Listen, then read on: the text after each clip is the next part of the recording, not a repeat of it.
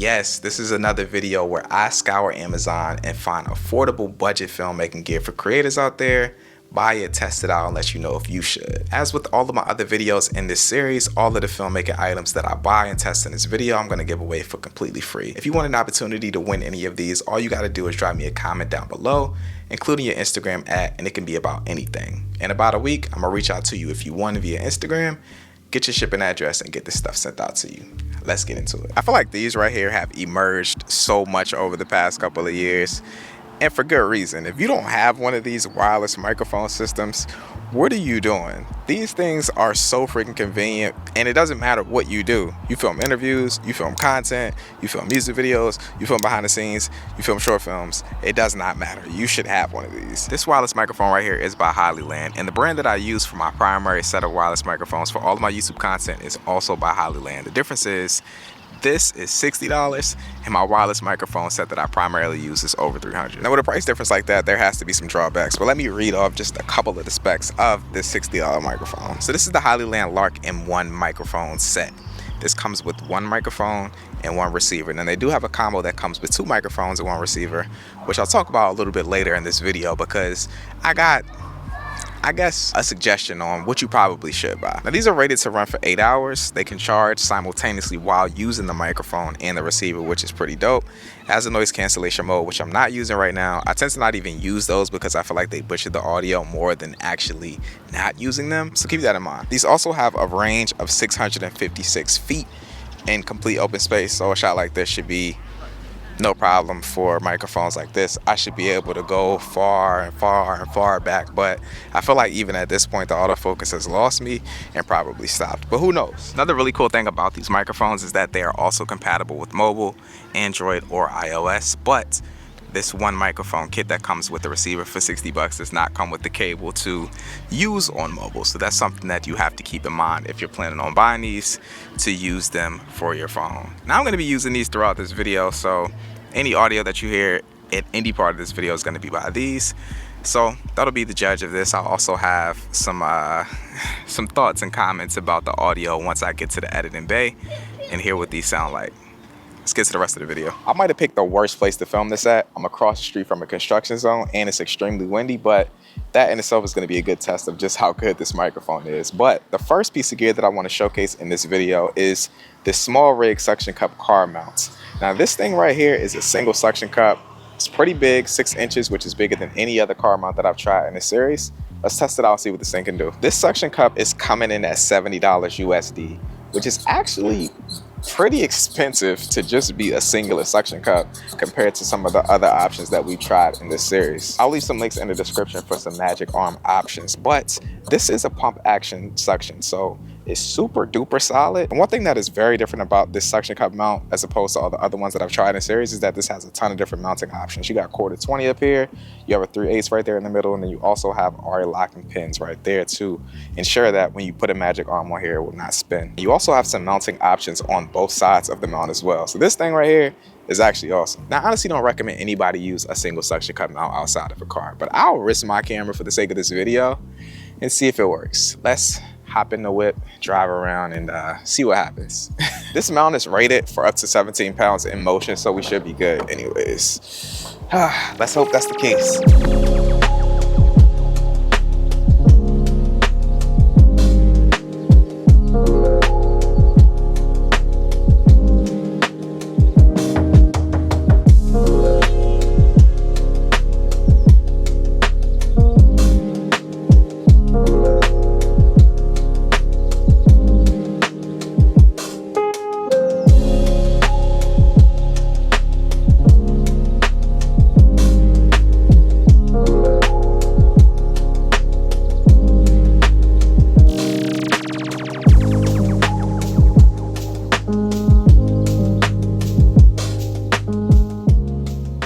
I want to tell y'all a really quick story while we test out the SmallRig car mount about my worst day ever going to a shoot. Now this shoot almost broke me. I've had a bunch of shoots where I've almost quit, but this one right here was almost the nail in the coffin. It's because everything in the universe was just telling me, bro, get out of this, get out of shooting, stop shooting music videos. It's not going how you need it to go. I just had my son at the time, and even though I was making a living shooting music videos, I just wasn't able to pay everything that I needed to pay at the time. And I had this newfound fatherhood mentality that's like, yo, maybe it's time to give up this struggling lifestyle. But you know what? I was in it. So I had a client that lived in DC, and we would shoot pretty often. Now, to give you context, DC, in terms of, I guess, distance away from where I'm from or where I was at the time, is around 2 hours. So I would go up and shoot with him from time to time, and he was not a bad client by any means. The difference with this shoot and the other ones that we have been shooting was that he wanted to do this one super late at night, because I guess the female that he had in the video got off around midnight. So he was like, yo, just leave out around midnight, take you 2 hours to get up here, give her time to get off work, get dressed, I'll get dressed, we'll be good, we'll just shoot overnight. And at the time I was cool with that, because I was super young. I was like team no sleep, vamp life, up all night, gang. I was living that life at that time. At this current point in my life, it's absolutely no way in hell I would even be able to survive that. Like, I would be asleep. But at the time I was cool with it. It was like, yo, let's do it. So we about to do the shoot. The day comes. I gotta tell y'all about my car, because this is a very important detail into this story. So at this time I had the white Hyundai Elantra. This was the first car I had ever purchased. I bought it with a community college refund check for like $2,500, and I was hype about the car. I've been driving it for probably a year or so at that point. Made me a lot of money. I drove it to a lot of different shoots. It was a cool little car, but this car had a consistent problem with starting up, especially on days where moisture was a thing. Like if it had rained the night before or it was currently raining, this thing just didn't want to start up. And I had a couple workarounds for it, because that being my car, you know, when your car got issues, you just learn to deal with them and you know, find workarounds for it. So I wasn't really tripping. It had rained that night. So midnight comes, the night of the shoot. I throw all my gear in my car and I leave out. And as I'm leaving out, I send that text. You know, the text that you send somebody that lets them know, like, yo, I'm heading out, bro. You know, I'm on the way.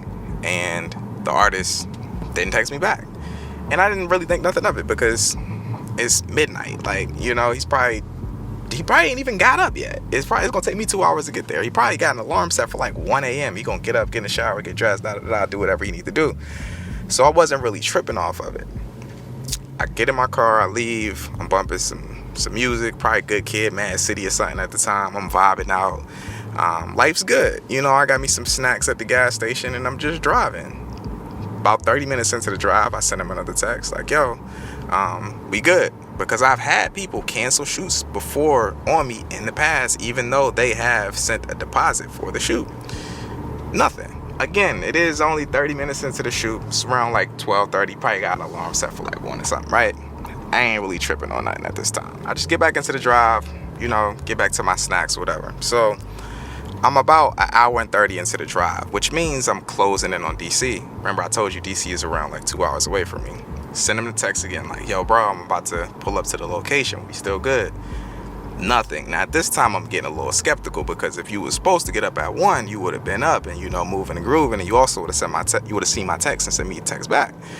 So, nothing. Luckily, I still had a deposit from the shoot, and I also had a location. I knew where I was going. Now, this wasn't a house or it's a place that I was familiar with. If it was his crib, I would have just pulled up to his crib and knocked on the door. This was like, you know, an Airbnb type situation at that time. So, nothing. I drive, I get all the way to the location, and I park in front of the spot. Now, this spot is like a high-rise type of spot in DC. So I'm kind of like in it. Like I'm like in the city. I'm not really on like no side street or nothing. So I find like a 2-hour parking situation on the street. I chill in my car. I send him another text. Bro, I'm here. Nothing. So I just sit there in the whip for like 20 minutes. I'm scrolling on my phone, probably on YouTube. I was actually on YouTube. I remember I was watching this documentary about Rockefeller and the whole Rockefeller dynasty ending at the time. Random, I know, but I remember this day vividly because this was almost the day that broke me. So I sit there for like another 20 minutes on my phone, and I realize I'm still sitting in my car. I like low-key forgot where I was sitting around for so long. So I call him, call his phone, his joint ding back like straight to voicemail. So his phone is not even on, bro.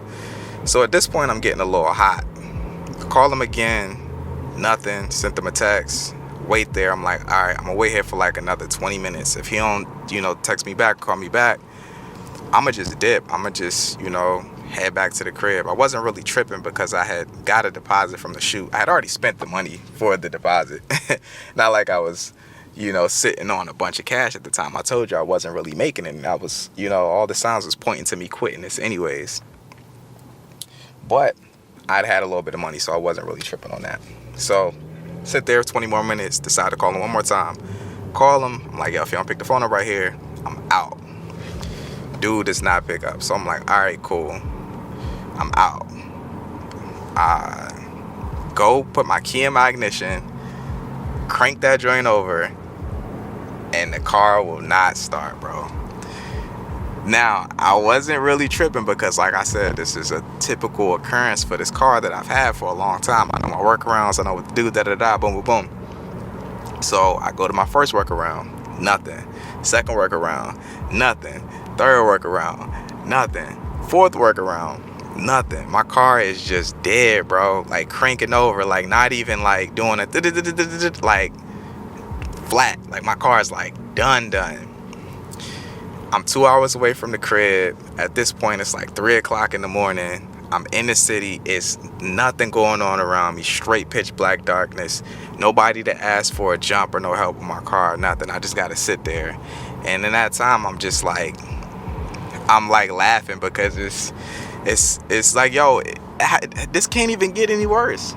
This can get no worse than what is happening right now. We're gonna get back into the video in 1 second, but I want to quickly tell you how you can potentially save some money with one affordable subscription a month instead of paying a bunch of different companies for a bunch of different things. Now, you've probably heard about Storyblocks before. It's a stock media library with tons of stock video clips, but it's so much more than that. Not only do they have stock video clips, they have stock audio, they have stock images, they have motion templates, motion backgrounds, animated titles, and they're available for all of the major editing platforms out there: Final Cut Pro 10, DaVinci Resolve, and Adobe Premiere Pro. Throughout this video, you've been seeing this really cool animated title that I've been using for my lower third and also for whatever I'm describing what I'm talking about in this video, and I got that from Storyblocks. I've also been using this film burn to stylistically get me from scene to scene, and I also got that from Storyblocks. Instead of you having a subscription for music and then going to buy one-off stock images and then buying all of these different editing assets for one-off edits, you can have one affordable subscription through Storyblocks and download and use as many of these assets whenever you want with an unlimited plan. These stock media assets are also royalty free, so you can download and use these for whatever you're editing whenever you want. That sounds like a deal to me. This has been my go-to. I highly recommend Storyblocks. If you're interested, it's going to be a link down in the description for you guys to check it out. Go get you an unlimited plan, man. It's definitely worth it.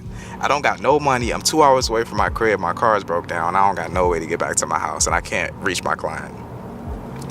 So I literally push my seat all the way back in my car, turn this documentary back on, and I sit there and watch it. Now, as I'm sitting there, a whole hour's gone by, so it's like 4 o'clock in the morning at this point.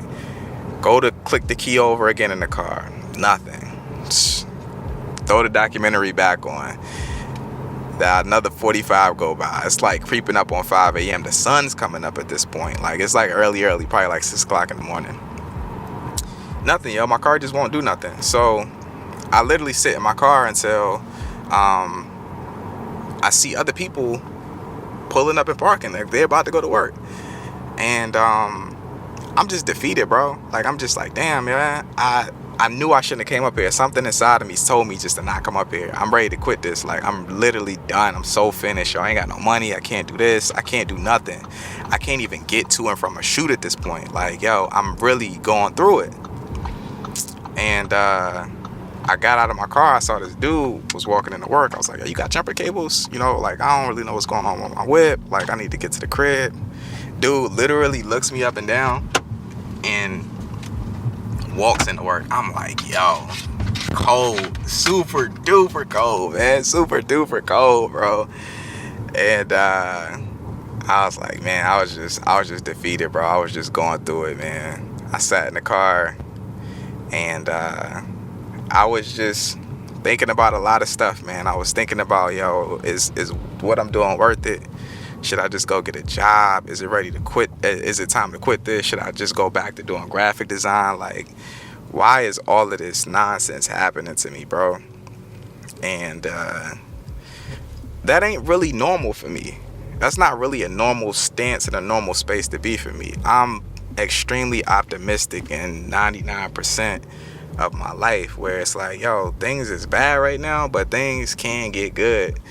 So I had to sit there in my misery for a second and get my mind right. Like, bro, you are that dude, and this is not coming from no sort of cocky or like superficial or like conceited stance. Like, you're supposed to have this sort of confidence about yourself in every single situation, and I just found myself being pessimistic, and I'm like, yo, this ain't never really been me.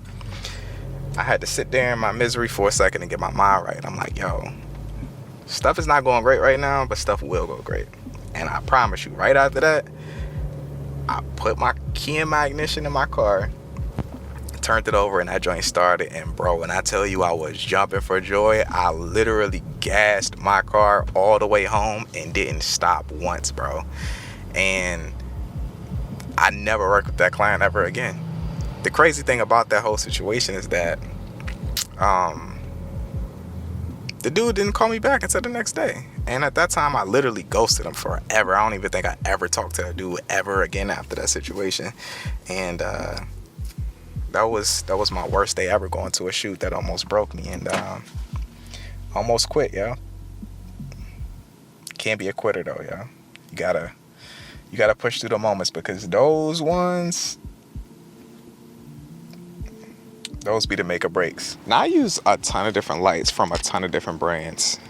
This one right here, this light one, comes in at $30. It's from a brand called Ulanzi, and it has a 1/4-20 thread on the bottom for mounting. Now, this light has some tricks up its sleeve. For one, you can see that it's RGB, which is a huge plus. It has 30 built-in lighting effects, things that you're used to seeing: paparazzi, light flicker, hue, shuffle, that sort of stuff like that, cop car, you know, those effects that you see in pretty much any light.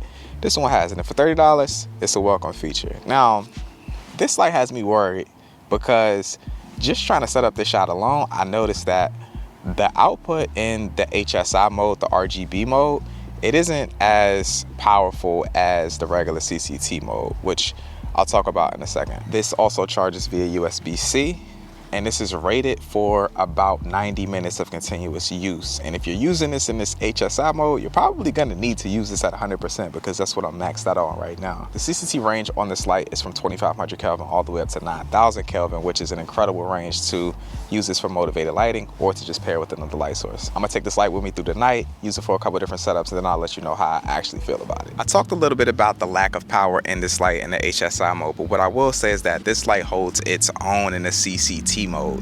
This thing is fairly bright. I'm using it just off a camera to supplement this backlight right here, and it's pretty far away from me, and it's not at 100%, and it's doing a great job of lighting me in this scene. If you're going to be using this light, the CCT mode is going to be your best friend. I would click the light on and off so you can see the difference in lighting, but this light does not have app control, and that's probably my biggest gripe with this light. But at the same time, this light costs $30. I can't expect for this light to have app control. Like, I can't compare it to an Amaran T2C. The price difference is too drastic. CCT mode on this thing is a win. One thing that I forgot to mention about this light is that it's a little under 2 feet. It's around 19 inches long, and this thing is extremely lightweight. It's lightweight to the point that when I pulled this out of the Amazon box, I didn't even think it was a light inside of the box. I pulled the light outside of the box, and I was like, yo, this thing feels like a freaking toy. This is $30. I have to keep saying that, but you can't expect a metal bill for the price. Now, this is a glass half empty, half full type of thing, because you can jack this thing way up in the air on a light stand and not worry about your light stand tipping over, because this thing doesn't weigh anything at all. This thing, when I say this thing is light, this thing literally feels like a freaking toy. All right, man, we made it to the end. Now, before I get out of here, I want to let you know what I really thought about these things, and I definitely wrote down some notes on all of them, so let's hop straight into it. Let's start with the microphones, the Lark M1 that I've been using throughout this video. Now, I gotta say this.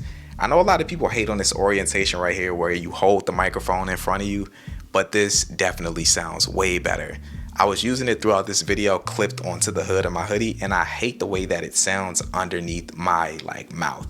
It sounds super muffled and it picks up a lot of unnecessary sounds. So that's just me. It doesn't sound bad, but I do think that the texture of the audio sounds a bit flat when it comes from under you. Aside from that though, a couple things that I wrote down about this microphone that you have to take into consideration. The first one being this doesn't come with a charging case. Now, I forgot that that's a luxury.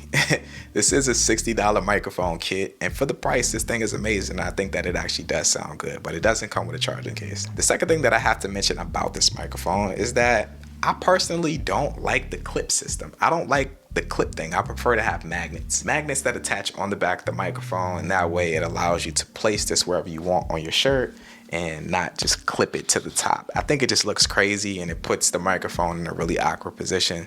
That's just my own personal opinion. Another thing that I want to mention is that the 2 microphone kit that is available for this microphone might be a better buy. It does cost $109, but it comes with an additional mic and it comes with that charging case. I think that charging case is a huge luxury because without it, whenever you're done using your microphones, you have to remember to turn them off, put them back in the case, and then throw them back on the charger before your next shoot. But with that charging case, it just removes a lot of that hassle. Once you're done, you throw them into that case, they turn off, they start charging, you throw them in your backpack. Whenever you want to use them, they're charged. I think that is a huge luxury to have. So if you got that extra money, I definitely think that's a better buy. And another thing that I have to mention is that the Lark M2 just came out as well. And that design I think is way better, a lot smaller, it has magnets instead of this clip system, charging case, but that comes in at $160. So I mean, at that point, you chucking out an extra $100. If you got it to spend and you're in the market for these types of microphones, that might be a better buy. But for $60, if you don't have a wireless microphone, you want to get in the game, content creation, one person setup for interviews, anything like that, you can't beat these. They sound good, they look good, and you just have to get over the hurdles of not having the luxuries of having a charging case and that sort of stuff like that. This is a great purchase, man. Now, when it comes to the SmallRig suction cup mount, this is a weird one because I think that it's a great purchase. But I've used so many different car mounts throughout this series that I think that this one is expensive for what you get. I don't think that the price of it equates to the quality of the footage that comes from it. I think that the quality of footage that comes from these suction cup mounts that I've used in all of this entire series look exactly the same. You get minimal shakes whenever you're using them. And that's just that. Until you want to introduce some sort of gimbal or some sort of dampening system with these suction cups, you're gonna expect the exact same type of footage. And another thing to note is that my cameras, none of them have in-body image stabilization. So if you're using a Sony camera or a camera that has a really good image stabilization, it's probably gonna smooth out a lot of these bumps and kinks. And in post, just adding a simple warp stabilizer gets rid of a lot of these jingles and bumps and shakes and stuff like that. So all in all, this thing is cool, but for $70, man, it's kind of expensive compared to the other options, and it doesn't equate to better quality footage. And once you go out and pick up a Magic Arm, you're gonna be either right at 100 or over 100. So I'm not sure if it's worth it. I think it's cool if you're into the simplicity of just having one suction cup, or you want to eventually build out on this one suction cup and get multiples and build out a really big rig. This could be a good purchase for you, but I'll leave links in the description for all of the other suction cup mounts that I've tried throughout the series that I think are really good buys as well. Let's finally chat about this Ulanzi light wand. I realized I didn't really show this throughout the video because I was using it, but the design of it is extremely minimal. It only has a couple buttons on it, and this is what you are basically getting if you purchase this. Now for $30, I can't recommend this enough. I think the RGB mode on it doesn't have that great of an output in terms of brightness, but the CCT mode is awesome, has built-in effects. It's only $30, and I've tried a ton of different Ulanzi tube light options throughout this series of videos, but I think that this one is probably my favorite because of how big it is. The length and the size of this tube or wand light, whatever you want to call it, gives you a lot of different versatility for different lighting setups that you can do with it. And this is also a great companion light if you already have a lighting kit. You just want to have this in your backpack. For $30, you really can't beat it, honestly. I think that this is a great purchase. But that's gonna conclude my Amazon finds video. Make sure to drop a comment down below if you want to enter into the giveaway for an opportunity to win this stuff. Drop a like on this video if you enjoyed it. But with that being said, your boy is out. I've been talking a lot, man. Peace.